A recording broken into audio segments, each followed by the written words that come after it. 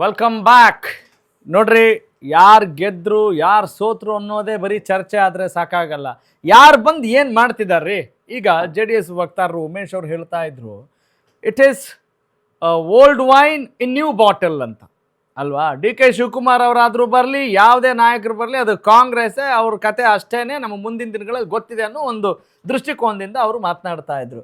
ಹಾಗಾದ್ರೆ ಜನರ ಕತೆ ಏನು? ಆಮ್ ಆದ್ಮಿ ಪಕ್ಷದವರು ಅಧಿಕಾರದಲ್ಲಿ ಇಲ್ಲದೆ ನೋಡ್ರಿ, ಅವ್ರ ಥರ ನಾವು ಭ್ರಷ್ಟಾಚಾರ ಮಾಡಿಕೊಂಡು ಅಲ್ಲ, ಅವ್ರ ಆರೋಪ ಕರೆಕ್ಟ್ ಸರ್. ಅವ್ರೇನು ಹೇಳ್ತಾರೆ, ನಾವು ಇಲ್ಲಿ ಚುನಾವಣೆ ಸ್ಪರ್ಧೆ ಮಾಡೋಕ್ಕೆ ಸ್ವಲ್ಪ ಕಷ್ಟ ಆಗ್ತಾ ಇದೆ ಅನ್ನೋ ಮಾತುಗಳನ್ನು ಹೇಳ್ತಾನೆ ಅವ್ರ ಹೋರಾಟವನ್ನು ಕೂಡ ಮುಂದುವರಿಸಿದ್ದಾರೆ. Let's continue the debate.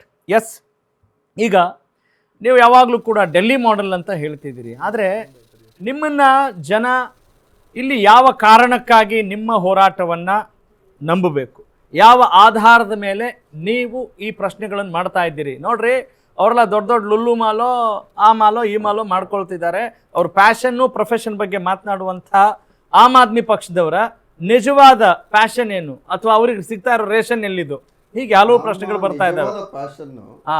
ಜನಸೇವೆ ಮಾಡೋಂಥ ರಾಜಕಾರಣ ಇರ್ತಕ್ಕಂಥದ್ದು ಏನಕ್ಕೆ? ನಾವು ರಾಜರ ಒಂದು ಆಸ್ಥಾನಗಳನ್ನು ಬಿಟ್ಟು ಮತ್ತೆ ಬ್ರಿಟಿಷರನ್ನು ನಾವು ಓಡಿಸಿ ನಾವು ಪ್ರಜಾಪ್ರಭುತ್ವ ಪ್ರಜಾತಂತ್ರ ವ್ಯವಸ್ಥೆಯನ್ನು ನಾವೇನಕ್ಕೆ ತಗೊಂಡ್ಬಂದಿರೋದು? ಪ್ರಜೆಗಳೇ ರೂಲ್ ಮಾಡೋದಕ್ಕೆ ಅಂತ. ಪ್ರಜೆಗಳೇ ರೂಲ್ ಮಾಡಬೇಕಾದ್ರೆ ಪ್ರಜೆಗಳಿಗೆ ಏನ್ ಬೇಕೋ ಅದನ್ನ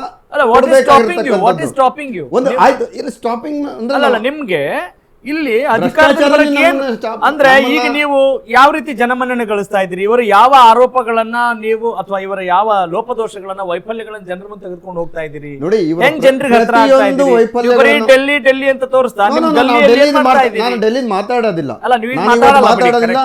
ಕರ್ನಾಟಕದಲ್ಲಿ ಇದೀವಿ, ನಾನು ಕನ್ನಡಿಗನಾಗಿದ್ದೀನಿ. ಡೆಲ್ಲಿ ನಾನು ಗೊತ್ತಾಗುತ್ತೆ, 29 ಗೊತ್ತಾಗುತ್ತೆ. ಗೆದ್ದಿದ್ದೀವಿ. ಅವರು 2 ಸ್ಥಾನದಿಂದ ಅವ್ರ ಮೇಲೆ ಬಂದಿರೋದನ್ನ ನೋಡಿದೀವಿ. ನಾವು ಸಹ ಇನ್ನೂ 10-12 ವರ್ಷದ ಕೂಸಿ ಇದ್ದೀವಿ, ಮುಂದೆ ಬರ್ತಾ ಇದೀವಿ. ಎರಡು ರಾಜ್ಯಗಳನ್ನ ನಾವು ಗೆದ್ದಿದ್ವಿ, ಒಂದು ಸೋತಿದ್ದೀವಿ, ಪರವಾಗಿಲ್ಲ.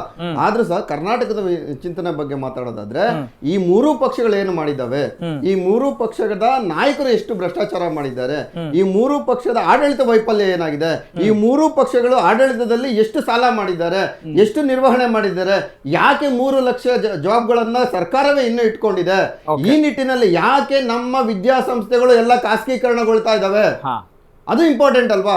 ನಮಗೆ ನಾವು 60ರಿಂದ 63% ಟ್ಯಾಕ್ಸ್ ಕಟ್ಟುವಂತ ಭಾರತೀಯ ಪ್ರತಿಯೊಬ್ಬನು ಸಹ ತನ್ನ ದುಡಿಮೆಯಲ್ಲಿ 60ರಿಂದ 63% ಟ್ಯಾಕ್ಸ್ ಕಟ್ತಾನೆ. ಕೊಡಬೇಕಾದಂತ ಪ್ರಾಥಮಿಕ ಒಂದು ಶಾಲೆಗಳು ಸಹ ನೀವು ಸರಿಯಾಗಿಲ್ಲ.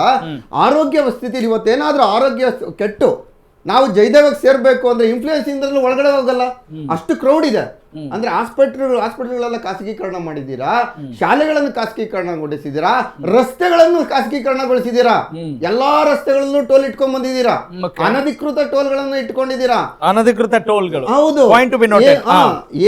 ಅವಧಿ ಮುಗಿದಿರ್ತಕ್ಕಂಥ ಟೋಲ್ಗಳನ್ನ ಇಟ್ಕೊಂಡಿದ್ದೀರಾ. ಮತ್ತೆ ಜನರಿಗೆ ಸಿಗಬೇಕಾದಂತಹ ಮೂಲಭೂತ ಸೌಕರ್ಯಗಳನ್ನು ನೀವು ಕೊಡೋದಕ್ಕಾಗ್ತಾ ಇಲ್ಲ. ನಾನು ಭಾರತೀಯ ಜನತಾ ಪಾರ್ಟಿಯವರು ಮೋದಿ ಅವರು ಕೇಳೋದಕ್ಕೆ ಬಯಸ್ತೀವಿ, ಆದರ್ಶ ಗ್ರಾಮಗಳು ಅಂತ ಹೇಳಿದ್ರಿ.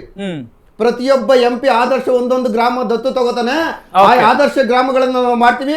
ಆದರ್ಶ ಗ್ರಾಮಗಳಲ್ಲಿ ಎಲ್ಲಾ ರೀತಿಯಾದಂತಹ ಸವಲತ್ತುಗಳು ಸಿಗುತ್ತೆ. ಒಂದು ಆದರ್ಶ ಒಂದು ಮಾಡೆಲ್ ಆಗಿ ನಾವು ಕ್ರಿಯೇಟ್ ಮಾಡ್ತೀವಿ ಅಂತ. ಕರ್ನಾಟಕದ ಒಂದೇ ಹೆಸರು ಹೇಳಿ. ನಾನು ಚಿಕ್ಕಬಳ್ಳಾಪುರದ ಹೇಳ್ತೀನಿ, ನಾನು ಹಿರೇಮುದ್ದೇನಹಳ್ಳಿ ನೋಡಿದಿರ್ತಕ್ಕಂಥದ್ದು ಇವತ್ತು ಸಹ ಚರಂಡಿಗಳ ವ್ಯವಸ್ಥೆ ಹಳ್ಳಿ ಹೆಸರೇನಾದ್ರೂ ಇದು ಆದರ್ಶ ಗ್ರಾಮ ಇದೆ ಅಂತ ಒಬ್ಬ MP ಮಾಡಿದಾನೆ ಅಂತ ಅದು ಹೇಳ್ಬೇಕು. ನಂತರ ಸರ್ಕಾರಗಳು ಮಾಡಿರ್ತಕ್ಕಂತಹ ಒಂದು ಏನು ಲೂಟಿಗಳೇನಿದಾವೆ, ಹಗರಣಗಳೇನಿದಾವೆ, ಅದಕ್ಕೆ ಯಾರು ಹೊಣೆಗಾರರು, ಯಾರನ್ನು ಹೊಣೆಗಾರಗಳು ಮಾಡೋದಕ್ಕೆ ಬಯಸ್ತಾ ಇದ್ದೀವಿ. ಈ ರಾಜ್ಯದಲ್ಲಿ ಈ ದೇಶದಲ್ಲಿ ಹೊಣೆಗಾರಿಕೆಯನ್ನು ಯಾರು ತಗೊಳ್ಳೋದಕ್ಕೆ ರೆಡಿ ಇಲ್ಲ. ನಾವು ಅದನ್ನ ಹೇಳ್ತಾ ಇರೋದು, ನಾವು ಹೊಣೆಗಾರಿಕೆಯನ್ನು ಮಾಡಬೇಕು. ಫಸ್ಟ್ ಅದಕ್ಕೆ ಅಕೌಂಟಬಿಲಿಟಿ ಇರಬೇಕು. ತಪ್ಪು ಮಾಡಿದನ ಅವನು ಶಿಕ್ಷಿಸಬೇಕು. ಇವತ್ತು ನೀಟ್ ತಪ್ಪಾಗಿದೆ, ಹೊಣೆಗಾರಿಕೆ ಯಾರೂ ಇಲ್ಲ. ಇವತ್ತು ನಮ್ಮ SC/ST ಅನುದಾನಗಳ ವಿಷಯದಲ್ಲಿ ತಪ್ಪಾಗಿದೆ, ಹೊಣೆಗಾರಿಕೆ ಯಾರು ತಗೋತಾ ಇಲ್ಲ. SCP/STP ಹಣವನ್ನು ದುರುಪಯೋಗ ಆಯ್ತು, ಹೊಣೆಗಾರಿಕೆ ತಗೊಳ್ತಾ ಇಲ್ಲ. ನಮ್ಮ ರಸ್ತೆಗಳಿಂದ ದಿನನಿತ್ಯ ಜನ ಸಾಯ್ತಾ ಇದ್ದಾರೆ, ಹೊಣೆಗಾರಿಕೆ ಯಾರು ತಗೊಳ್ತಾ ಇಲ್ಲ. ನಮ್ಮ ಸಾರಿಗೆ ವ್ಯವಸ್ಥೆ ಸರಿ ಇಲ್ಲ, ಹೊಣೆಗಾರಿಕೆ ತಗೊಳ್ತಾ ಇಲ್ಲ. ನಮ್ಮ ರೈತರ ಆತ್ಮಹತ್ಯೆ ನಿಂತಿಲ್ಲ, ಹೊಣೆಗಾರಿಕೆ. ಓನ್ಲಿ MSP ರೈತರ ಬಗ್ಗೆ ಬರೋಣ. What does it mean? Accountability ತೆಗೆದುಕೊಳ್ಬೇಕು ಹೌದು, ಅವರು ಅಲ್ವಾ? accountability ಇರ್ಬೇಕು. ಹಂಗಂದ್ರೆ ಅದೇ ಏನು ರಾಜಕಾರಣದಲ್ಲಿ ಹೆಂಗೆ? ಅದು ಪ್ರಜಾತಂತ್ರದ ಮೌಲ್ಯ ಆಗಿರುತ್ತೆ. ಅಲ್ಲ ಒಂದು ಕರೆಕ್ಟ್ phone ಸರ್. ಈಗ ಕದ್ದಾಲಿಕೆಗೆ ಇದನ್ನ ಪ್ರಬಂಧ ಒಂದು- ಬರೆಯಕ್ಕೆ ಭಾಷಣ ಮಾಡಕ್ಕೆ ಓಕೆ ಫೈನ್. ಅಲ್ಲ ಈಗ ದೇಶ ಏನಾಗ್ಬೇಕು? ಹೊಣೆಗಾರಿಕೆ ಅಂದ್ರೆ ಏನ್ ಮಾಡ್ಬೇಕು ಅಂತ ನಿಮ್ ಪ್ರಕಾರ? ವಾಟ್ ಆರ್ ಯಾರು ತಪ್ಪು ಮಾಡಿದಾರ ಅವ್ರನ್ನ ಕೈ ಬಿಟ್ಟು ಅವರನ್ನ ತಗೊಂಡು ಒಂದು ಪಾರದರ್ಶಕವಾಗಿ ಕೆಲಸ ಮಾಡುವಂತ ಕೆಲಸಕ್ಕೆ ಕೈ ಹಾಕ್ಬೇಕು. ಈಗ ಒಂದು ವಿಚಾರ, ಈಗ ನಾಗೇಂದ್ರ ಅವರನ್ನ ವಜಾ ಮಾಡಿದ್ರ ಮಾಡ್ಲಿಲ್ವಾ ಸಚಿವ ಸ್ಥಾನದಿಂದ? ವಾಲ್ಮೀಕಿ ವಿಚಾರದಲ್ಲಿ ಹಗರಣ ಆಗಿತ್ತು, ತಗೊಂಡ್ರೆ ಇಲ್ವಾ? ಅದು ಅಷ್ಟೇನಾ? ಅಲ್ಲ ಕದ್ದವನಾದ್ರೆ ಹೊರಗಡೆ ಬರ್ಬೋದಾ? ಶಿಕ್ಷೆ ಆಗಿದೆಯಾ? ಇದು ಬರೀ ಕಾಂಗ್ರೆಸ್ಸಿಗರಿ ಪಾಠ ಅಲ್ಲ, ಎಲ್ಲರಿಗೂ ಹೇಳ್ತಾರೆ. ವಿರೋಧ ಪಕ್ಷಗಳಲ್ಲಿರುವಂತಹ ಜೆಡಿಎಸ್ ಮತ್ತು ಬಿಜೆಪಿ ಕೂಡ ದೊಡ್ಡ ಪಾಠ. ಏನ್ರಿ ಮಾಡ್ತಾ ಇದೀರಿ? ನಾವು ಸದನದ ಹೊರಗಿದ್ದು ಐ ಗಾಟ್ ಇಟ್ ಶಶಿಧರ್ ಅವರು, ಸದನದ ಹೊರಗಿದ್ದೆ ನಾವು ಇಷ್ಟು ಮಾತಾಡ್ತಾ ಇದ್ದೀವಿ. ಇವ್ರಿಗೇನ್ರಿ ಬಂದಿದೆ? ಜೆಡಿಎಸ್ ಮತ್ತು ಬಿಜೆಪಿ ಅವ್ರು ಏನ್ ಮಾಡ್ತಾ ಇದ್ದಾರೆ? ಬರೀ ದೋಸ್ತಿ ಮಾಡ್ಕೊಂಡು ಕೂತ್ಕೊಂಡ್ರೆ ಸಾಕಾಗಲ್ಲ. ಯಾವ ಕಾರಣಕ್ಕಾಗಿ ದೋಸ್ತಿ ಮಾಡ್ತಿದ್ದೀರಿ ಅಂತ ನಾನು I got your point. Karnataka ಜನಕ್ಕೆ ಒಂದೇ ಹೇಳೋದು ಬಯಸೋದು, ಕೇವಲ ನಮ್ಗೆ 5 ಸೀಟ್ ಕೊಡಿ, MLA 5 ಸೀಟ್ ಕೊಡಿ. ನಾವು ಇವರ ಬಂಡವಾಳಗಳನ್ನೆಲ್ಲ ಬಯಲು ಎಳೆದು ನೀವೇ ಎನ್ನುವಷ್ಟರ ನಿಟ್ಟಿನಲ್ಲಿ ನಾವು ಹೋರಾಟ ಮಾಡ್ತೀವಿ.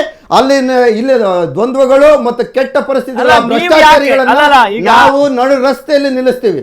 ಆ ಒಂದು ಬದ್ಧತೆ ನಿಮ್ ಗುರಿ ಯಾಕೆ ಇನ್ನೂ ದೊಡ್ಡದಾಗಿಲ್ಲ ಅಂತ ದೊಡ್ಡ ನಾವು 209 ಸ್ಥಾನಗಳಲ್ಲಿ ಇವತ್ತಿನ ರಾಜಕಾರಣ, ಇವತ್ತು ರಾಜಕಾರಣ ಹಣದಲ್ಲಿದೆ ನೋಡಿ. ಹಣ ಹೆಂಡ ಇಲ್ಲ, ಹಣ ಹೆಂಡ ಇಲ್ಲ. ನಾವು ಹಣವನ್ನ ಆರ್ಗ್ಯಾನಿಕ್ ಆಗಿ ಹೋಗ್ತಾ ಇದ್ದೀವಿ, ಹಾಗಾಗಿ ನಾವು ಸಂಖ್ಯೆ ಕಡಿಮೆ ಹೇಳ್ತಿದ್ದೇವೆ. ಆಂಬುಲೆನ್ಸ್ ಸಾಗಿಸೋದಿಲ್ಲ, ಅಧಿಕಾರಿಗಳಲ್ಲಿ ದುಡ್ಡು ಮಾಡೋದಿಲ್ಲ. ಆದ್ರೆ ನಾವು ಹೋಗಲ್ಲ, ನಾವು ಸಿಕ್ಕಾಕೊಂಡಿಲ್ಲ. ಹೌದು, ಬೆಲೆ ಏರಿಕೆ ಇಲ್ಲ. ರಫೇಲ್ ಅಲ್ಲಿ ಹಗರಣ ಮಾಡಿಲ್ಲ, ಎಫ್ಸ್ಟೀನ್ ಹತ್ರ ಹೋಗಿ ನಂಗಾನಾಚ್ ಮಾಡಿಲ್ಲ, ರಫೇಲ್ ಹಗರಣ ಮಾಡಿಲ್ಲ. ಶಶಿಧರ್ ಅವರು ಗೋಲ್ಡ್ ಕಮೋಡ್ ಅನ್ನ ಇವರ ಅಧಿನಾಯಕ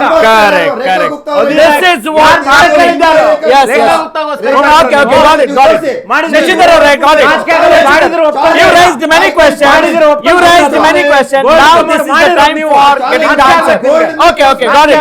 ಉಮೇಶ್ ಅವರೇ, ಆದರ್ಶ ಗ್ರಾಮ ಅಂತ ಒಂದ್ ನಿಮಿಷ ತೋರಿಸು. ಕರೆಕ್ಟ್ ಮಾತಾಡೋಣ, ಅದಕ್ಕೆ ಮಾತಾಡೋಣ ಅವ್ರಿಗೆ ಕೇಳೋಣ. ಅದಕ್ಕೆ ಡೋಂಟ್ ಡೈಲ್ಯೂಟ್ ದ ಟಾಪಿಕ್. ಈಗ ಅವ್ರ ಆರೋಪ ಬಂದ ತಕ್ಷಣ ಮತ್ತೊಬ್ಬರಿಗೆ ಅಪ್ಪ ಏನ್ ಹಿಂಗೆ ಹೇಳ್ತಿದಾರ, ಸತ್ಯ ಹೇಳ್ತಿದಾರ ಅಂತ ಟ್ರಿಗರ್ ಆಗ್ತಾರ, ಸುಳ್ಳು ಹೇಳ್ತಾ ಇದಾರೆ ಅಂತ ಟ್ರಿಗರ್ ಆಗ್ತಾ ಇದಾರ, ಅದು ಸೆಕೆಂಡ್ರಿ.